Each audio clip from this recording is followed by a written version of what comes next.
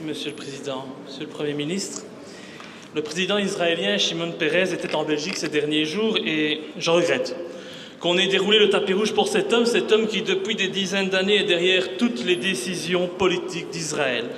L'annexion de Jérusalem-Est, les arrestations politiques, l'oppression du peuple palestinien, les territoires occupés, les massacres de populations civiles, dont de nombreux enfants, dont le seul crime fut d'avoir été arabe.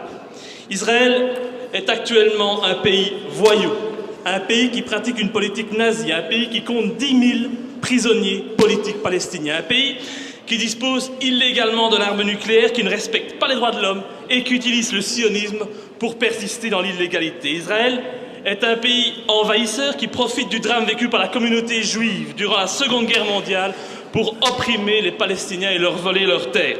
Et en ce qui me concerne, je ne vois aucune différence entre les ghettos de Varsovie et ceux qui existent actuellement à Gaza et en Cisjordanie. Mais bon, je doute que vous ayez tenu un tel discours de vérité au président israélien. Pour cela, il eût fallu qu'il me rencontre. Enfin, puisque vous avez accepté de rencontrer cet infréquentable, permettez-moi de vous poser quelques questions sur le contenu de votre entretien. Tout d'abord, j'aimerais savoir si vous avez répondu favorablement à la demande du président israélien d'inscrire le Hezbollah sur la liste noire du terrorisme, ou si, comme moi, vous voyez les membres de ce mouvement comme des résistants comparables à ceux qui commettaient des attentats contre les Allemands pendant la Seconde Guerre mondiale pour lutter contre l'envahisseur.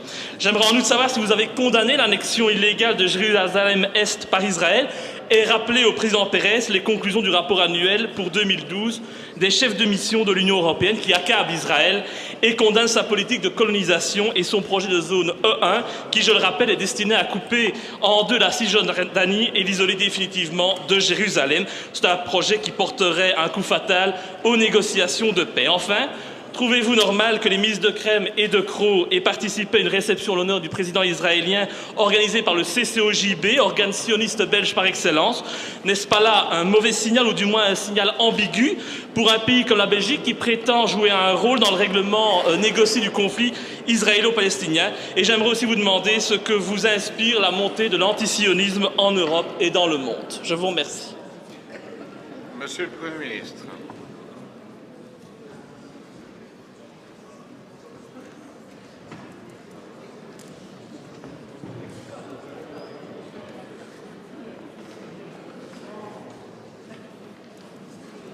Chers collègues, je m'acquitte de ma tâche de chef de gouvernement contrôlé par cette honorable Assemblée et par sens du devoir, quand parfois les excès verbaux à cette tribune me font penser que tant d'années pour avoir un peu d'humilité, de respect et de compréhension ne semblent pas avoir gagné l'esprit et le cœur de chacun.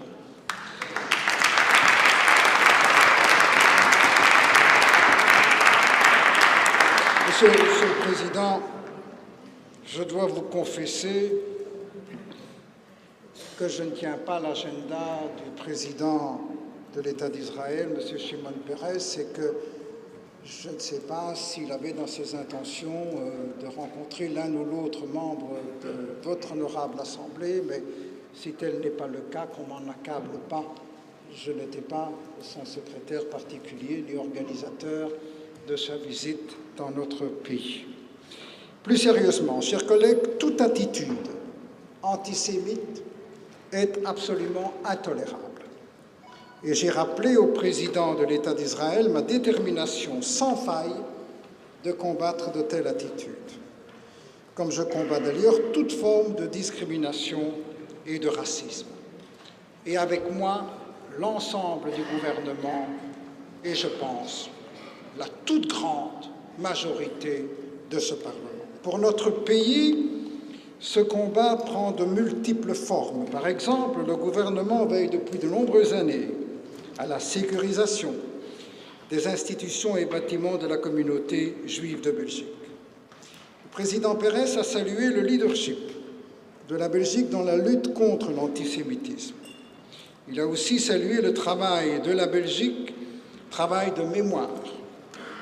Le président a particulièrement relevé la reconnaissance par la Belgique de la responsabilité de l'État belge dans la persécution des Juifs de Belgique pendant l'occupation. Bien entendu, chers collègues, la question du conflit israélo-palestinien a été longuement évoquée avec le président. J'ai rappelé que la Belgique plaide pour une reprise urgente des négociations de paix. Il faut rétablir le dialogue pour parvenir à une solution fondée sur la coexistence de deux États avec l'État d'Israël et un État de Palestine indépendant, démocratique, d'un seul tenant et viable. J'ai également, au nom du gouvernement, exprimé ma vive préoccupation concernant la politique de colonisation. Politique de colonisation qui a par ailleurs été condamnée par l'Union européenne et une grande partie de la communauté internationale. Et j'ai rappelé que c'est dans cet esprit que notre pays a voté le 29 novembre dernier en faveur de l'octroi à la Palestine du statut d'État observateur aux Nations Unies. Je vous remercie. Merci, Monsieur le Premier ministre.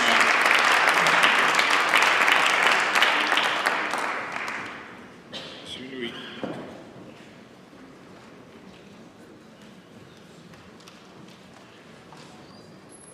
Monsieur le Premier ministre, je passe sur la mascarade du début de votre intervention.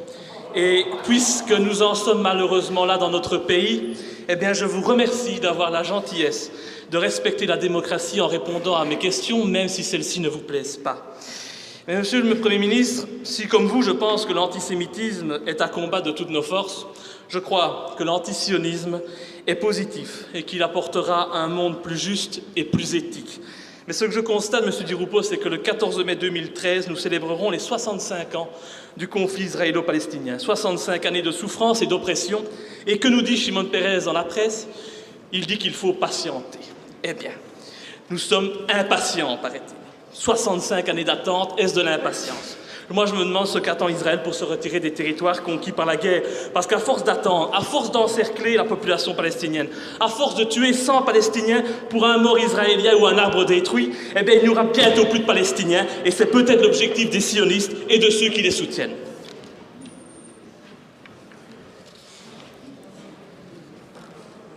Madame Jerkens, pour votre question au Premier ministre sur le contrôle budgétaire.